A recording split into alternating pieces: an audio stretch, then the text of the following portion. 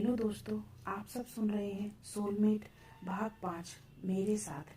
अब आगे। मम्मी, तुम क्यों परेशान होती हो? अच्छा बताओ तो सही, आज खाने में क्या बना है? बहुत तेज भूख लगी है।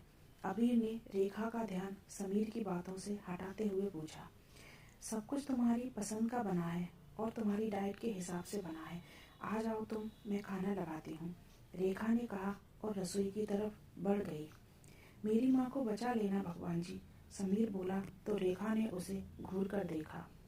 जब 3 टाइम का खाना खाता है तब तो मेरी माँ के हाथ खाना बनाते बनाते थक जाते हैं, और अभी तो 3 टाइम का खाना एक बार में खाएगा।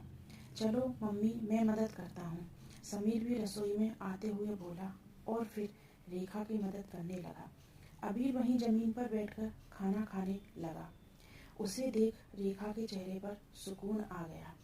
स्पोर्ट पर्सन के हिसाब से अबीर की डाइट अच्छी खासी थी, पर कभी भी रेखा को उसके लिए खाना बनाने में बुरा नहीं लगता था, बल्कि उसे प्रेम से खिलाने में असीम आनंद आता था। यही तो होता है एक माँ का प्रेम, कि अपने बच्चों के लिए उसे चाहे कितना भी भोजन बनाना पड़े वो कभी ऊबती नहीं, चाहे कितनी भी मेहनत करनी पड़े वो कभी थकती नहीं, चाहे कितनी भी नींदें कुर्बान करनी पड़े वो कभी रोती नहीं। एक माँ हमेशा खुशी ही महसूस करती है अपने बच्चे का कुछ भी काम करने में। कभी भी कोई माँ ये नहीं कहती कि उसका बच्चा कितना ज़्यादा खाता है, काश कि थोड़ा कम खाए। कभी भी ये नहीं कहती कि कितना कम सोता है, काश कि ये थोड़ा ज़्यादा सोए तो वह भी सो सके।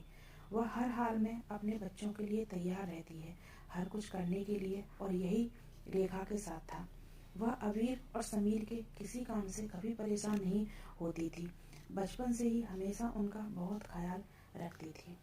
प्यार उसे समीर से भी उतना ही था जितना कि अबीर से, पर कहते हैं ना, जो बच्चा शांत होता है उसके प्रति लगाव थोड़ा ज़्यादा होता है। जो अपने मन की बात कम कहता है उसे माता पिता समझने की ज़्यादा कोशिश करते हैं। वही यहाँ पर अबीर के साथ था। वह कम बोलता था, शांत रहता था। इस वजह से उसके मम्मी पापा की हमेशा यह कोशिश रहती थी कि उससे जितना बोला है उससे उसके मन की भावनाएं और उसकी इच्छाएं समझी जा सकें।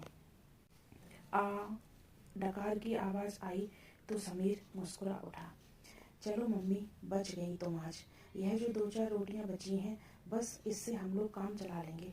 अब तुम खाना बनाना बंद कर दो। जानता हूँ मैं, तुम थक गई हो। नहीं बेटा, इतने से नहीं हो पाएगा, रेखा ने कहा। चलो कोई बात नहीं, तुम बाहर जाकर बैठो, मैं पुलाव बना देता हूँ, समीर ने कहा तो रेखा आंगन में आकर अबीर के पास बैठ गई। पुलाव कुकर में चढ़ा। समीर ने गाजर का हलवा उठाया और अबीर और रेखा के आगे लाकर कटोरा कर दिया। यह कहाँ से आया? अबीर बोला। अरे वही देकर गई थी, आपकी होने वाली घरवाली, समीर खिलखिलाकर बोला। कौन? अबीर की आंखें सिकुड़ गईं। अरे वही शिखा, वही देकर गई है सुबह। पर मम्मी तो नाराज थी तो उन्होंने खोलकर भी नहीं देखा, पर अब जब उनके बेटे ने खाना खा लिया है तो नाराजगी खत्म हो गई होगी। तो फिर क्यों ना होने वाली बहू का दिल दुखाना। खाओ पियो मस्त रहो, मैं तो खा भी चुका हूँ, आखिर इतने प्यार से मेरी भाभी जान ने जो बनाया था, समीर हंसकर बोला। देखा मम्मी, सच में बहुत बिगड़ गया है ये, और बहुत ही ज़्यादा बेशर्म हो गया है। और यह कि आजकल भाभी जान होने वाली बहू, ऐसा कुछ भी नहीं है। क्यों कुछ भी बोलता रहता है? तू जानता है ना कि मुझे किसी लड़की से कोई लेना देना नहीं है, अबीर ने समीर को समझाते हुए कहा। आपको लेना देना नहीं है, पर शिखा और उसके पूरे परिवार ने तो सपने सजा रखे हैं आपको अपना जमाई बनाने के। तो बस मैं तो उनकी तरफ से बोल रहा था, बाकी आपकी मर्जी, आपको जो करना हो वो करो।